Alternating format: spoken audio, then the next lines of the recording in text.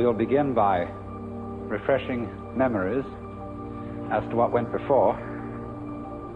In discussing the theme of the Joker, I have been talking about a point of view, the Joker's point of view, from which not only our social institutions, but also all the formations of the natural world are seen as games. Be careful of the word game. It doesn't mean as trivialities, because when we say it's just a game, this often means it is just trivial. There can be important games, as when we play the piano or musical instruments. We are not necessarily doing something frivolous, but we are playing. And there is something in the nature of all play that is not serious, but at the same time may be sincere. And I tried to give you the picture of the multiplicity of natural forms on the one hand, and of human social institutions, and all the things that we do and consider important and busy ourselves with as human beings. I tried to give you the point of view from which these can be seen as games, as things being done, as it were, simply for themselves, and not for some ulterior motive. And therefore, these games are in a way best played when they are played as games. Although it's really all right for people to take them seriously, except that they are a little bit deprived. They're missing something. And so when the Joker sees a person taking his life seriously and regarding himself as extremely important, there is something a little bit funny about it, and he is inclined to get the giggles. And it's all he knows, that the very intensity of seriousness with which the individuals concerned are taking these games will be a kind of foil for the subsequent bursting into laughter when he sees that it wasn't serious after all. You see that? You might say there are these classes of people. There are the very far out people and the very far in people. Now, ordinarily we say someone's very far out when they are oddballs, when they are exceedingly unconventional. But I want you to turn the picture round and look as a conventional person. Look at a square as a person who's very far out. That is to say, he is so involved in the seriousness of the game he is playing that he is lost. He doesn't know where he started from, and he thinks he's there. But he's completely lost, because he is actually under the cover of his assurance, of his status, of his position in society. He's really a very anxious person. I said a lot yesterday about the way in which our society shows anxiety because it cannot permit the existence of people who don't belong. And it cannot really permit the criticism of laughter. It cannot permit the presence of the old-fashioned court jester, because these people are so far out. They're so involved, and from a certain standpoint, you see, from the Joker's standpoint, he doesn't condemn such people. He rather congratulates them on their heroism for getting so lost and involved. But to keep the far-out people from going quite insane, there have to be far-in people. And the far-in people are those who keep contact with the original goings-on behind the scenes. They are like the prompter in the theater, where there are the actors out on the stage relying on their memories, etc., and they're supposed to get completely involved in the play. But there's a concealed prompter with the script in front of him. And he is the connection of the actor on the stage with the green room behind the stage.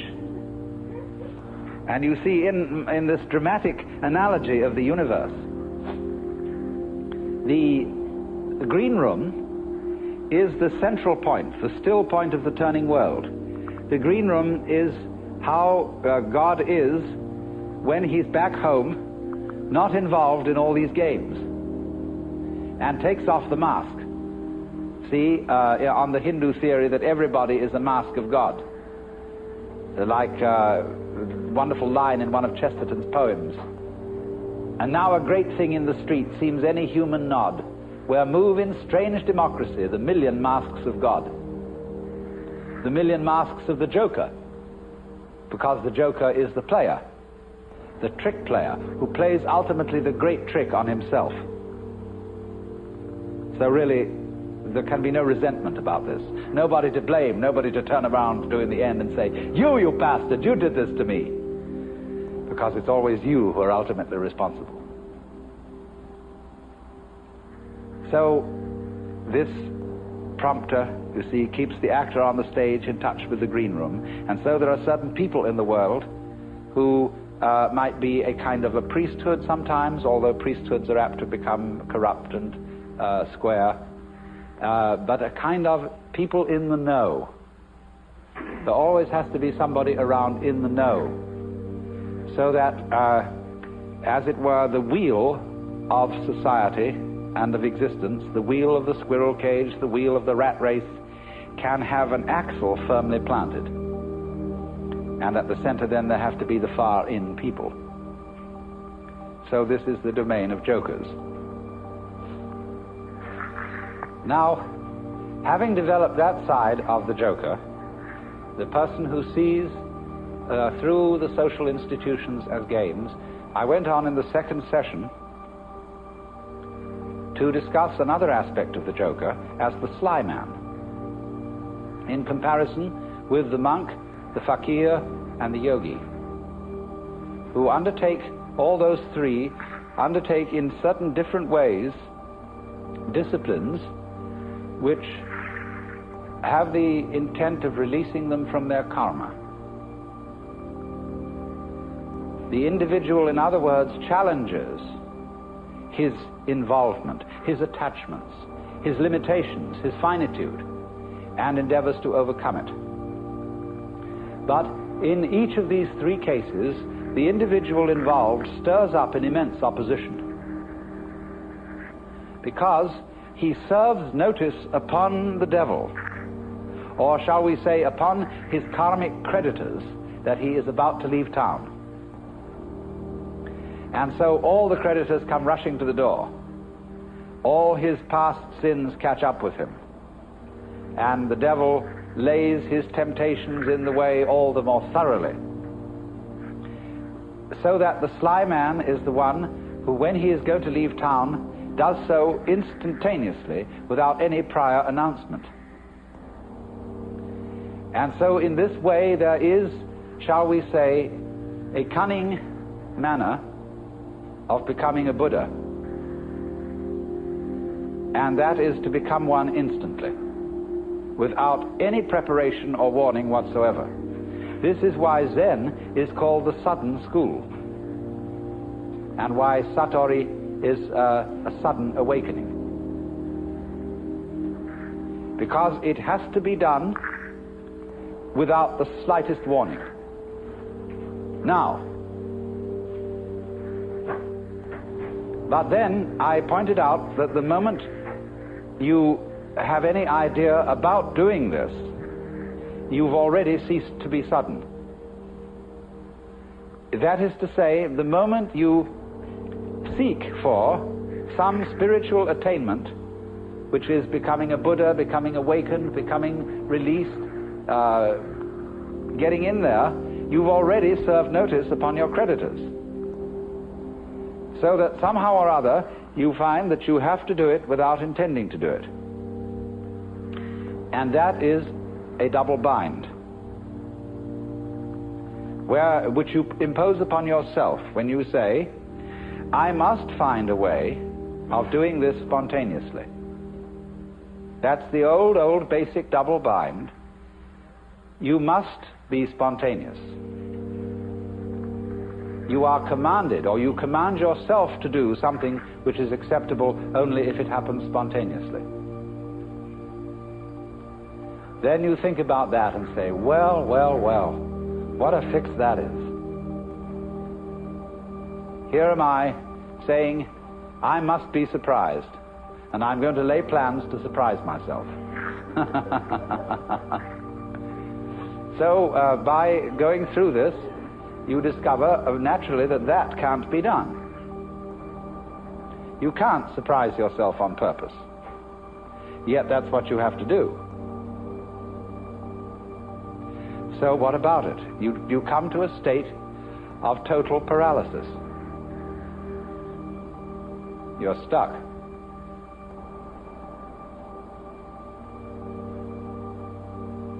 The one thing that is terribly important to be done can't be done. It has to happen. It really does if you're earnest about this. You want to get out of the trap. But you can't do anything about it, either actively or passively. But then as you begin to see what you are doing all the time, you notice a very odd fact, which is that you can't help being spontaneous. If I say to you, good morning, and you say good morning, what is that? Did you plan this answer? Did you make preparations to grow your hair? Do you make decisions about having blue eyes? You see, about breathing? Is this all planned? About beating your heart? And what about your thinking? Even if it's very blocked thinking, even if you feel from a certain point of view that you're all mixed up, what is going on anyway? You see, you can't stop it.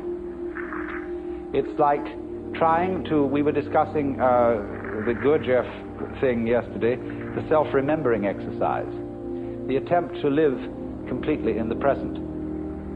Well, that's not only a Gurdjieff idea, that's a very ancient yoga and Buddhist discipline, to be completely here and now.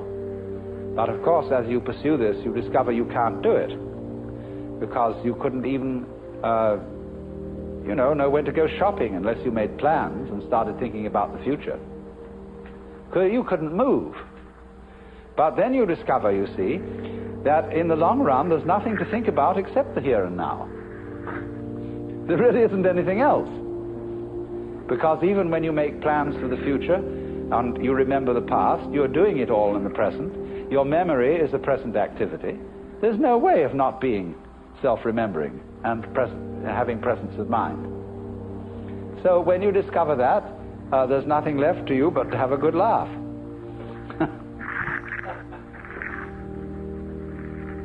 Well, now, I want to develop to a greater extent something I only touched on yesterday afternoon when we were discussing anxiety and laughter and the relationship between the two.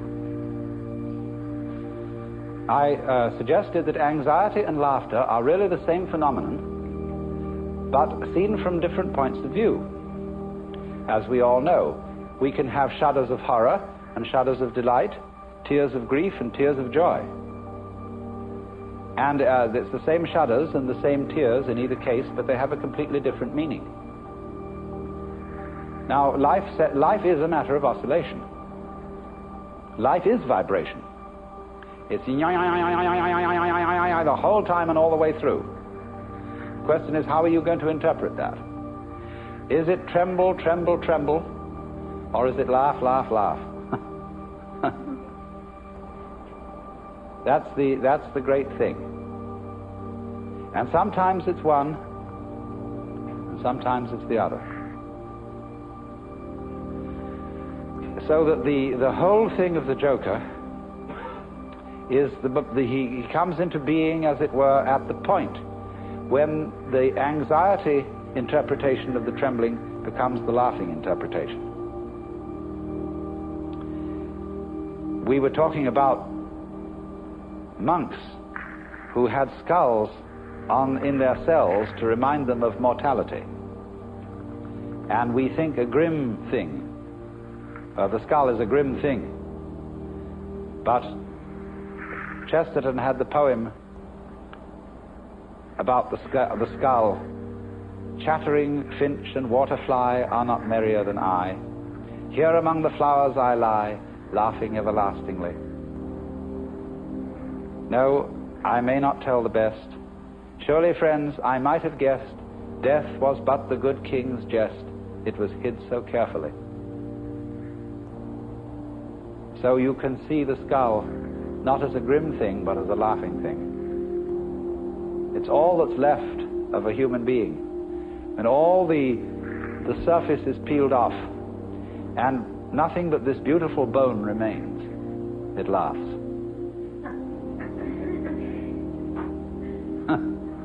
Now why? What is it about death being a jest?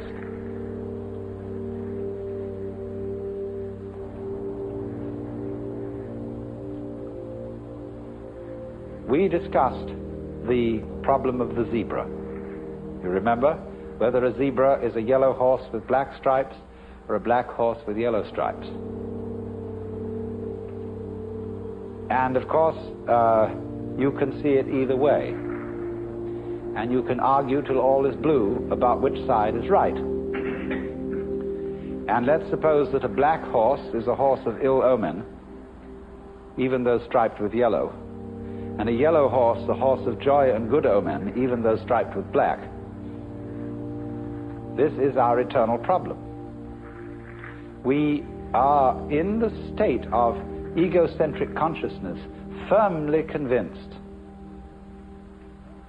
that death is a threat. We are so convinced of this, even though individuals may say, well, I'm not really afraid of death. What I'm afraid of is dying in an unpleasant way. Nevertheless, since almost all moralists and people concerned with ethics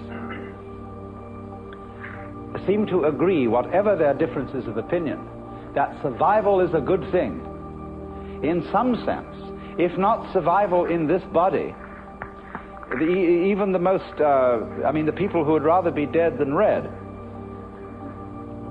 firmly believe that that is true because they believe there is a hereafter, where they can go and where they can be rewarded for the courageous stand against evil which they have taken.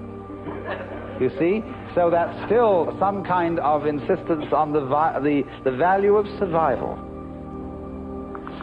And we all cling to this idea of survival with tremendous passion. But we have been fooled,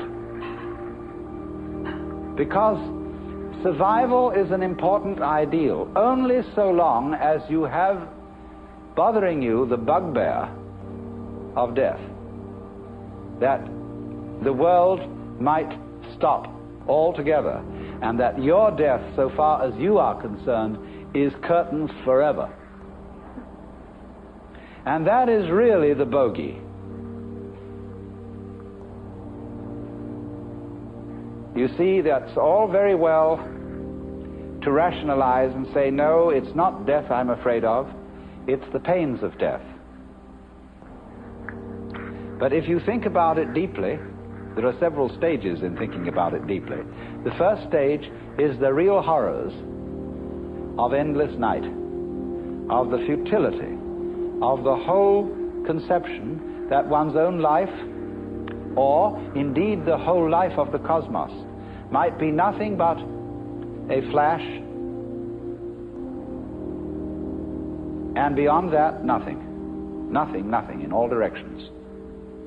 When, for example, we think of the physicist's idea that the universe is running down, that all energy is seeking a stable state. Supposing, for example, to give an illustration of what they mean, I have a jar of black pepper and a jar of salt, and I pour them together into another jar, and I can see the white salt and the black pepper fairly well delineated. Then I start shaking the jar, and slowly, slowly, slowly the black and the white disappear into a gray. That can never be sorted out again into black and white. In this sort of way, as things go on, the universe, they say, it tends to attain a stable state, to run down, run down, run down, until that's the end. And nobody knows how it could possibly start all over again. But I always say, and I feel it in a sort of funny, intuitive way, that what happened once can happen again. If this world started at some time, supposing there was a colossal explosion which set all these galaxies flying out, then what existed before that explosion must surely have been something like the stable state to which we shall run down in the end. And if it went bang once, there's absolutely no reason why it shouldn't go bang again. I suppose there are temperaments in logic. I have a temperament whereby I just cannot, it seems to me absolutely basic that what happened once can happen again. But there are other people who so cherish the unique that they can conceive the idea of something like existence happening only once. But you see, something that happens only once doesn't happen at all. What happens if a given sound consists of only one vibration? What is the upcrest of a wave apart from the downcrest? Can you conceive that? That's the same koan as what is the sound of one hand.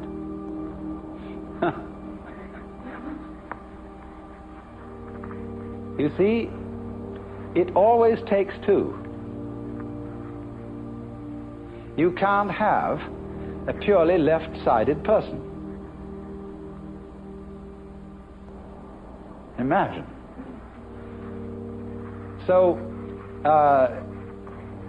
in this way, just as you can't have just one vibration, I mean, it's like the saying, the greatest strength of mind is to eat one peanut.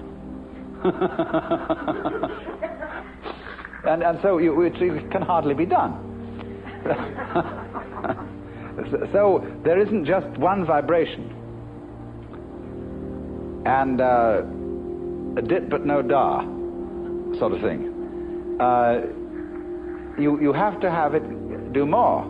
So in just the same way, when you magnify this principle, there isn't just one cosmos, or one big explosion that starts and stops.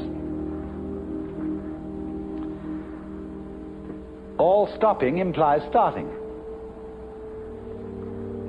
Someone just wrote to me, we haven't parted because we never met.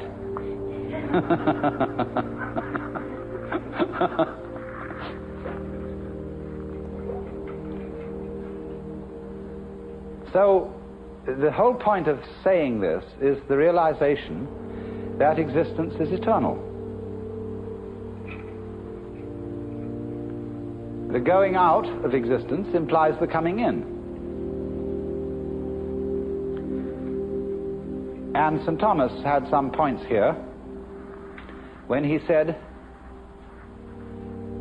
there could never have been a time when there was not being, because if there had been a time when there was nothing in nothing to produce something. But he didn't quite have the point, because what he didn't see was that nothing is productive in the sense that you can't have nothing without something. They go together. And all this thing is an argument, again, about whether the zebra is yellow striped black or black striped yellow. And what we see is that the black and the yellow, the darkness and the light, are simply two phases of the same. And that realization is exactly what transforms anxiety into laughter. Suddenly to see that you just, after all this anxiety, that you don't have anything to worry about.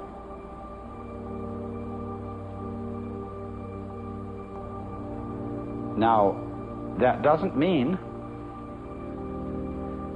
that there will not in our future lie some extremely painful experiences, or experiences that we would ordinarily interpret as horribly painful. We may all die of ghastly diseases, or of radiation burns, or of unimaginable things. But look here. I very briefly touched on pain yesterday and the way pain is interpreted.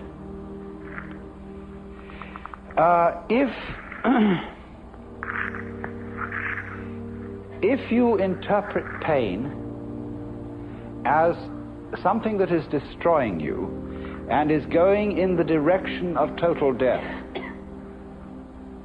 then it's very serious indeed. And it's perfectly terrifying.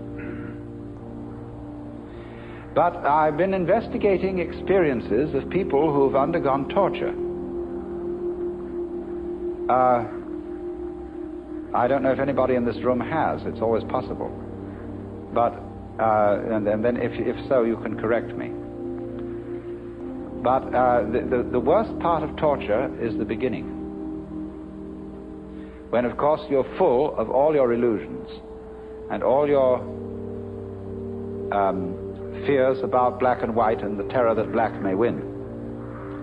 But it's said that as torture proceeds, it slowly changes the state of mind of the victim to a kind of drunken, masochistic giving in to the torture, so that it becomes something that he cooperates with. And that if the torturer notices this, he knows he's through and has to kill him. So, in other words, there is a point at which pain becomes an experience without having a negative interpretation put upon it. Becomes, in other words, converted into ecstasy.